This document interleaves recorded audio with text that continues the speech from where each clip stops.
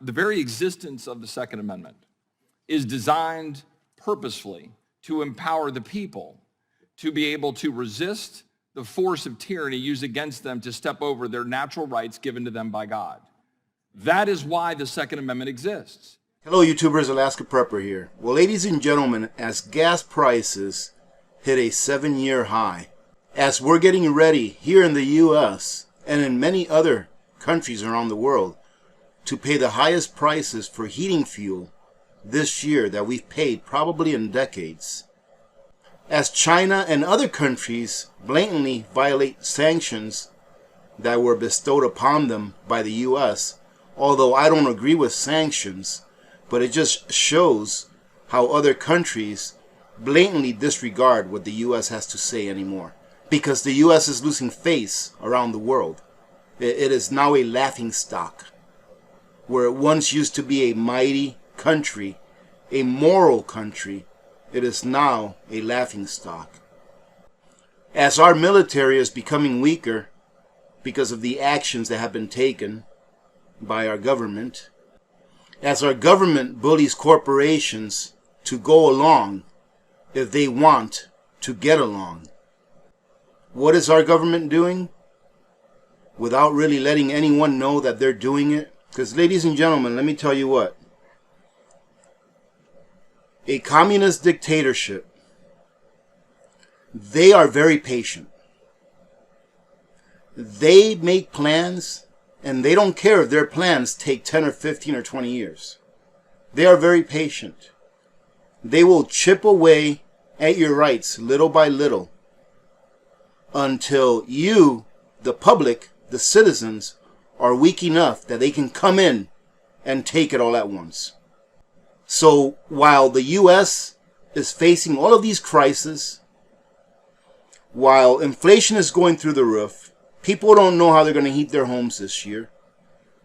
They don't know if they're going to be able to buy the stuff that they need just to survive in the form of food, energy. And even if they do have a job, they don't know if they're going to be able to afford just the basic needs for their families this winter because of the surging prices, not only in fuels, but in everything.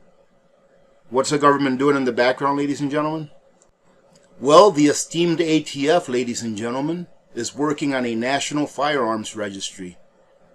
Something that is not lawful. This is not lawful, ladies and gentlemen.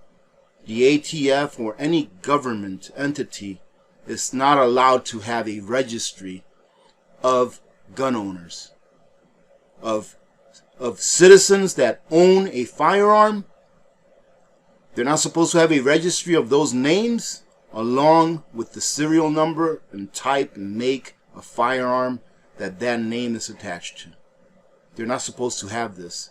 But I'm sure that there are some little loopholes or back doors that were left in whatever law or regulation they passed. I'm not a legal scholar.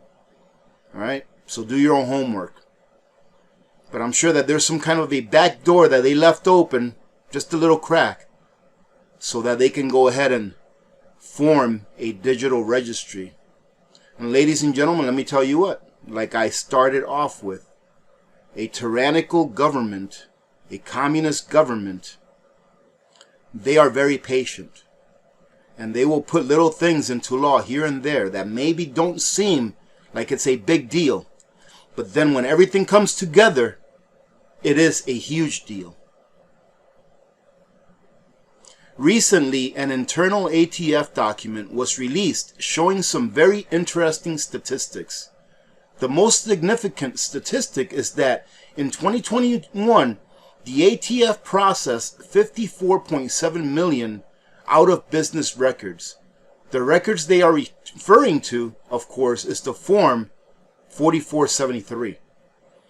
And the 4473 is a physical form, a paper form, hard copy, that records the firearm information, make, model, serial number, type, caliber, and information for those unfamiliar with firearm paperwork. The 4473 is pretty much the paper form that attaches a name to the firearm as far as the type, the serial number, all of that stuff. it ties it to a name. It essentially ties a name to the firearm as it was transferred to an individual from a licensed dealer or an FFL. The 4473 also has personal information on it. It has the name, the birth date, the current address, birthplace, height, weight, and driver's license number. Some even opt in to put in their social in order to make the background check go quicker. For those familiar with ATF paperwork, a pattern might be forming. We had our first taste of it back in November of 2020. Of course, the hyperbolic media was more focused at the time on the fact that ATF added a gender box for non-binary, but completely ignored the fact that all of the pertinent information had been consolidated to the first page of the form. And for those that are unfamiliar with the 4473, page 1 asks for personal information, but no information on the firearm associated. Prior to 2020, the firearm information was located on page 3. Why would the ATF move the firearm information and the personal information onto the same page? And here is a sample of the 4473 prior to and after it was changed. It continues to say, to a thinking person, the answer is obvious. It's for data collection. There is absolutely no way the ATF is not preparing for the eventual digitalization of the system and then a fight for a searchable database that they are prohibited by law from having. Furthermore, if one is familiar with how the federal government operates, the moves they are making now is setting up the push for 5 or even 10 years down the road. Like I said, ladies and gentlemen, they're patient when it comes to tyranny. They are patient with it. They will put everything in place and then try to strike a hard blow to demoralize the population. Everyone's talking about civil war nowadays. I've been hearing about it for the last couple of years.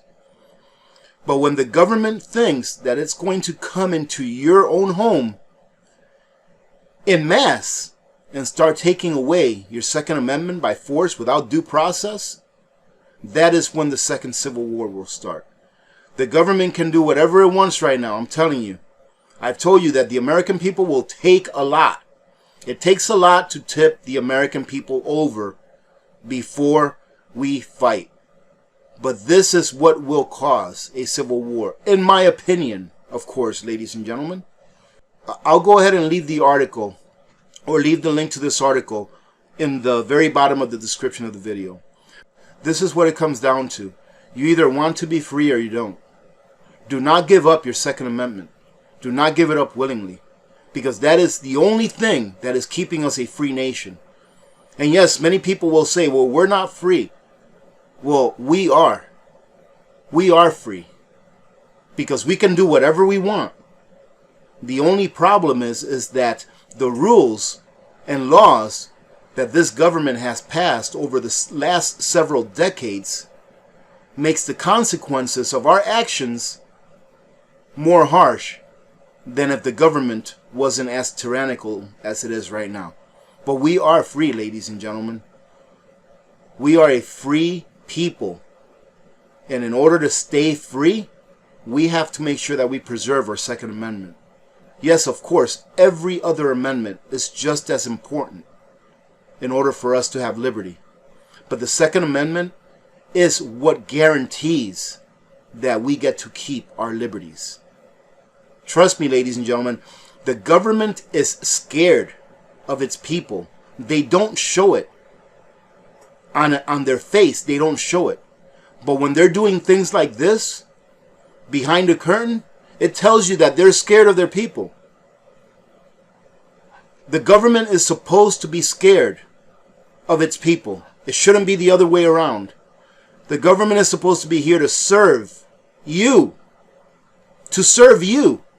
You're not supposed to be here to serve it. Alright, ladies and gentlemen. Now, I hope that you watched this clip that I included in the end, because it says it all. And for those of you that don't believe that you ought to be able to defend yourself, not only against a home invader or someone that's trying to do you or your family bodily harm, but against a government that becomes tyrannical against its people, the very same people that it swore to protect. If you don't believe that you ought to have the ability to defend yourself against a government that becomes tyrannical, please do yourself a favor and study a little bit of history. At least look up what the word democide means and look up the number of people that have been victims of democide in the last 120 years. And why. I'm not going to go ahead and sit here and give you a history lesson, because if you don't want to hear it, you're not going to look it up anyways. What do you use semi-automatic weapons for? It is a semi-automatic weapon that you can use to defend yourself against home invaders, but also, let's be clear, against tyranny. The gentlelady is talking about the Second Amendment in the context of hunting, as if my rights are reduced in the Constitution to a 410 or a single shot or lever action 22, as if that was what was expressly put forth as how we're supposed to be defending ourselves. Gentleman yield again? And let me go ahead and finish my time, sir, unless we want to add more time. Very, very quickly, question. I need more time. Will the gentleman give me another 30 seconds? Yes. I'll yield. You said that you could use a semi-automatic weapon to fight tyranny. Sure. You mean you'd use it against American troops? The very existence of the Second Amendment is designed purposefully to empower the people to be able to resist the force of tyranny used against them to step over their natural rights given to them by God. That is why the Second Amendment exists.